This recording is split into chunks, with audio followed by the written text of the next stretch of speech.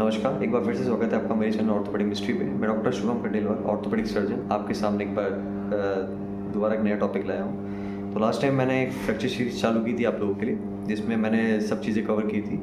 Last time हमारा topic था foot और हैंड के बारे में, पंजे और हाथ के बारे में, जिसमें हमने हाथ और पंजे में होने वाले फ्रैक्चर, उनका घरेलू ट्रीटमेंट कैसे किया जा सकता है और हॉस्पिटल और ऑपरेशन में क्या हम आपको ऑफर करते हैं, वो सब मैंने आपको बताया था, किस किस तरह से आप इलाज कर सकते हैं उसका। आज हम कंटिन्यू करेंगे उसी सीरीज के साथ, और आज का हमारा टॉपिक रहेगा शोल्डर फ्रैक्चर, यानी कंधे का फ्रैक्चर। कंधे में कौन सा किस किस तरह के फ्रैक्चर हो सकते हैं और उसका इलाज कैसे आप घर पे कर सकते हो, क्या क्या उसके लक्षण होते हैं और क्या क्या ऑपरेशन में आपको ऑफर करेंगे, वो सब आज इस चीज़ पे डिस्कशन करेंगे। तो कंधे का फ्रैक्चर कैसे हो सकता है? वो कंधे की बल आप जा गिरे, एक्सीडेंट हुआ आपका, ये एक मेजर कारण होता है कंधे के फ्रैक्चर का, या फिर किसी कारणवश आपकी हड्डियाँ कमज़ोर हो गई है बूढ़े लोगों में, उसमें जो है कंधे हड्डियाँ वीक होकर और फ्रैक्चर हो गया है। तो ये 2 से 3 कारण होते हैं। अब आते हैं पहले इसके लक्षण पे कि लक्षण क्या हो सकते हैं। हर फ्रैक्चर की तरह यहाँ पे सूजन रहेगी, दर्द रहेगा, मूवमेंट्स में आपको दिक्कत आएगी, कंधा आप उठा नहीं पाओगे। तो ये 2-3 लक्षण आपको देखने में मिलेंगे जो हर फ्रैक्चर में लगभग होते हैं। अब सब चीज़ स्किप करके हम डायरेक्ट ट्रीटमेंट पे इसका चलते हैं, क्योंकि फ्रैक्चर में ट्रीटमेंट ही सबसे इंपॉर्टेंट रोल प्ले करता है, पार्ट होता है उसका।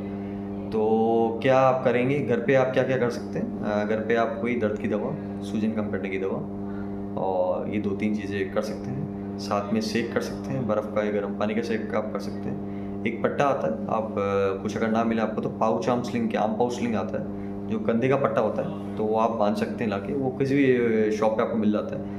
एट द अर्लीस्ट तो आप ये 2-3 चीज़ें घर पे आपके कर सकते हैं। तो घरेलू इलाज में इसका ऐसा खास लंबा इलाज है नहीं, ये 2-3 चीज़ें आप करेंगे तो इससे आपको आराम आ जाता है। क्योंकि कंधे के फ्रैक्चर में एक बार आपको हमें कंसल्ट करना पड़ेगा, है ना, एक बार एक्सरे वगैरह कराना आपको पड़ेगा, उसके हिसाब से इसका ट्रीटमेंट डिसाइड होता है। घर पे आप ये 2-3 चीज़ें ट्राई कर सकते हैं जब तक आपको पूरा प्रॉपर ट्रीटमेंट नहीं मिल जाता।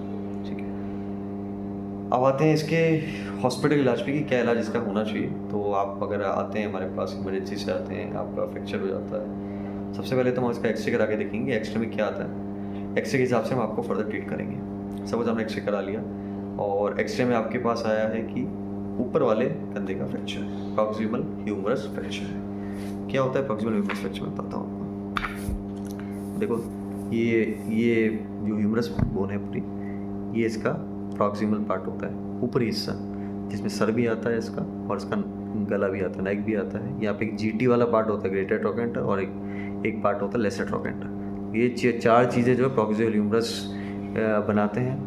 तो मान लीजिए अगर ये जीटी फ्रैक्चर है, यहाँ का टुकड़ा फ्रैक्चर हो जाता है। एक्चुअली क्या होता है, इस जीटी पे मांसपेशियाँ का अटैच होती है, इस पे मांसपेशियाँ के अटैच होती है, इसको रोटेटर कफ कहते हैं अपन। रोटेटर कफ का काम होता है आपके कंधे को ऊपर उठाना। अगर रोटेटर कफ भी अगर ये टूट के अलग हो जाती है, रोटेटर कफ इसके साथ चला जाता है, तो अलग ट्रीटमेंट है। अगर ये हिलता नहीं है और इस तरह से थोड़ा फ्रैक्चर ही होता है, तो इसको हम प्लास्टर में भी छोड़ सकते हैं। इसको प्लास्टर में छोड़ दिया जाता है, इसको ऑपरेट नहीं किया जाता। ठीक है, एक चीज़ तो ये हो गई। अगर ये हिल गया है, डिस्प्लेस हो गया है, तो हम इसको ऑपरेट करते हैं, और ऑपरेट करने में वही हम स्क्रू वायर मोस्टली हम उसी से अपन इसको ऑपरेट कर देते हैं। ठीक है, साथ में आता है फिर अगर एलटी का फ्रैक्चर है, अंदर की तरफ कोई टुकड़े का फ्रैक्चर है, उसमें भी सेम ट्रीटमेंट रहता है।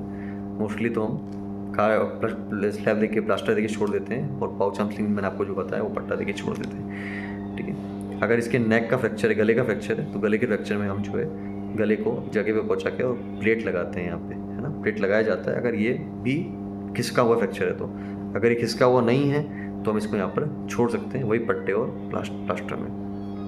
ठीक है, तो यहाँ प्लेटिंग की जाती है। एक केस और आता है कि ये जब इसका सर पूरा टूट गया है, चूरा चूरा हो गए, उस केस में अगर सब चीज़ बैठ पा रही है तो हम प्लेटिंग करते हैं। और 2 से 3 सर्जरीज में आपको नया बताने वाला हूँ, सुन लीजिएगा।